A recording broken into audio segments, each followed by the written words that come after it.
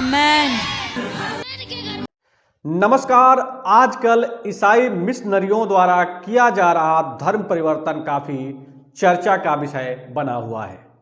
4 ईसाई संस्थाओं द्वारा विदेश से फंड लेकर भारत में धर्म परिवर्तन कराया जा रहा था।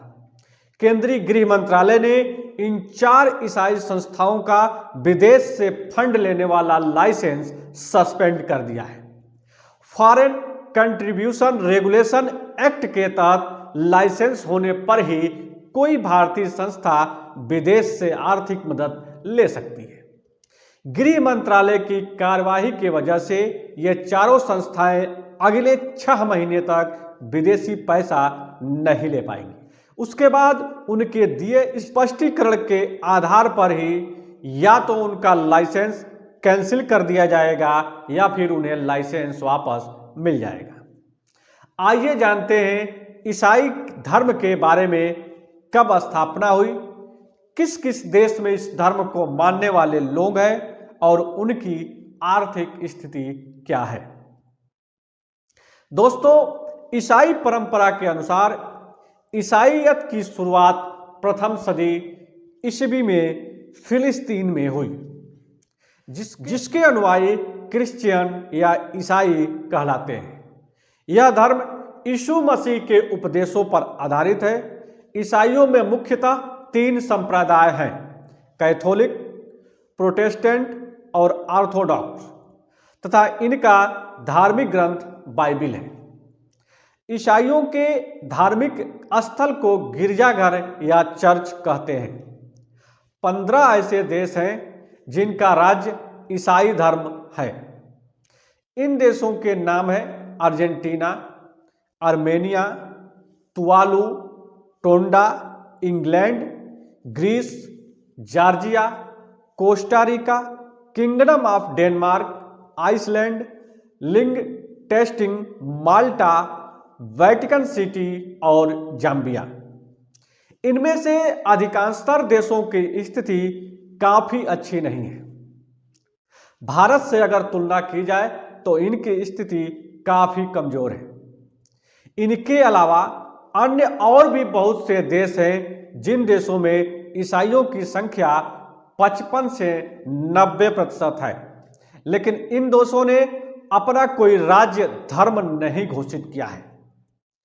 वर्ल्ड पॉपुलेशन रिव्यू.com के सर्वे के अनुसार विश्व के टॉप 10 गरीब देशों में Burundi, Somalia, Mozambique, Madagascar, Sierra Leone, Afghanistan, Eritrea, Central African Republic, Liberia, Niger है।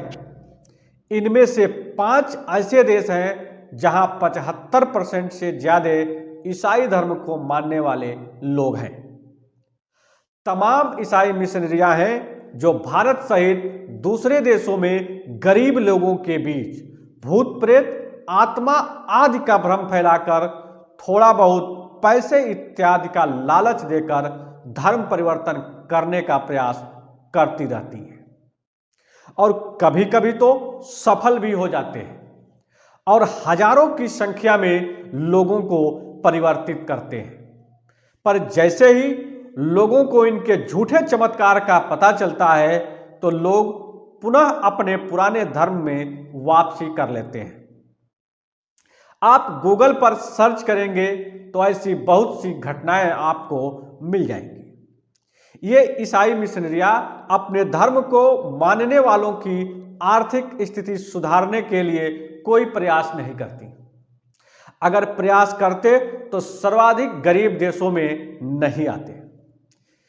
इनकी इतनी गरीबी तब है जब ये कुछ भी कुत्ता, बिल्ली, सांप, बैल, भैंस, चमगादड़, गाय, सूअर, ऊंट, हिरन आदि जानवरों को भी खा जाते हैं।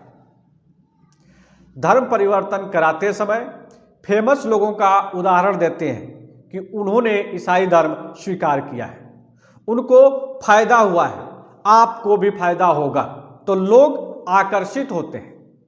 धर्म परिवर्तन कराने के पीछे इन मिशनरियों का हित भी छिपा होता है। ये धर्म के आड़ में अपना शासन सत्ता स्थापित करना चाहते हैं और फिर लोगों का शोषण। भारत इनके व्यापार और धार्मिक चंगुल में फंसकर वर्षों तक गुलाम रहा है। काफी संघर्षों के बाद इनसे आजादी मिल सका और देश के टुकड़े हुए सो अलग। आप सभी को जानना चाहिए कि बहुत बड़े ईसाई हस्तियों ने ईसाई धर्म छोड़कर हिंदू धर्म स्वीकार किया है। इंडोनेशिया से भारत आए पादरी रॉबर्ट सालोमन हिंदू धर्म से प्रभावित होकर डॉक्टर सुमन कुमार हो गए और अब हिंदू जागरण मंच के बिहार और झारखंड के क्षेत्रीय संगठन मंत्री हैं। नयनतारा दक्षिणी भारतीय फिल्मों की प्रसिद्ध अभिनेत्री हैं। उनका जन्म एक ईसाई परिवार में हुआ था, लेकिन 2017 में उन्होंने हिंदू धर्म अपना लिया था और इसके लिए बाकायदा उन्होंने चेन्नई के आर्य समाज मंदिर में धर्म की दीक्षा भी ली थी। जूलिया रॉबर्ट एक हॉलीवुड एक्ट्रेस हैं। अमेरिका में जन्मी इस प्रसिद्ध एक्ट्रेस ने भारत में 2010 में ईट प्रे लव की शूटिंग के दौरान हिंदी धर्म से बहुत प्रभावित हुई और उन्होंने हिंदू धर्म अपना लिया। एक अमेरिकन म्यूजिशियन जॉन का जन्म एक ईसाई परिवार में हुआ था और बड़े होने के साथ ही वो धीरे धीरे हिंदू धर्म से प्रभावित होने लगे। बाद में उन्होंने पूरी तरह से हिंदू धर्म ग्रहण कर लिया। ट्रेवर एक अमेरिकी गायक, गिटारिस्ट और गीतकार हैं। उनका संगीत भी हिंदू धर्म से बहुत प्रभावित रहता है।